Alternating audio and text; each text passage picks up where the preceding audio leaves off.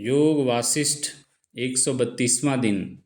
जयति गच्छति वल्गति जृंभते स्फूर्ति भाति न भाति भासुरः सुत महामहिमा स महीपतिः पतिर्पामिव वातर्याकुलः।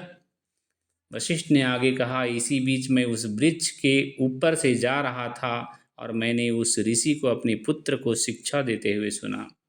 दासुर ने कहा, मैं इस संसार के संबंध में जो कुछ कहना चाहता हूँ उसे एक आख्यान के माध्यम से कहूँगा।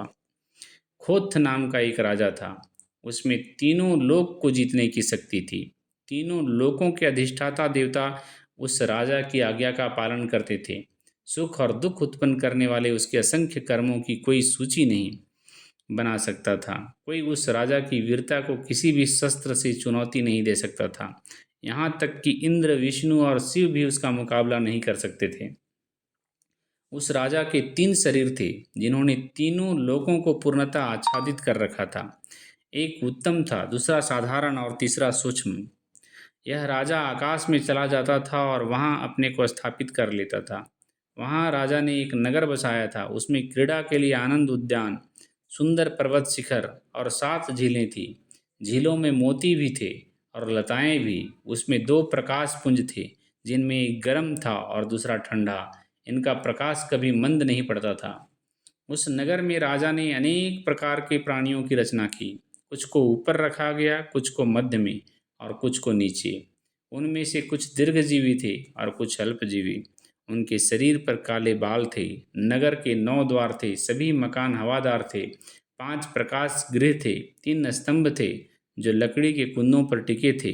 इन पर सफ़ेद चिकना प्लास्टर हुआ था। यह सब कुछ राजा ने माया से ही उत्पन्न किया था। यहाँ राजा भूतों प्रेतों से खेलता था। भूत प्रेत भी राजा से त्रस्त रहते थे। राजा ने भूत प्रेतों का सर्जन महलों की रक्षा के निमित्त किया था। जब उसके मन में नगर से बाहर जाने का विचार आता तो वह एक भावी नगर के बारे में सोचता और उसमें रहने की बात भी सोचता। भूत प्रेतों से घिरा वह तेजी से नए घरों की तरफ दौड़ता और पुराने घरों को छोड़ देता।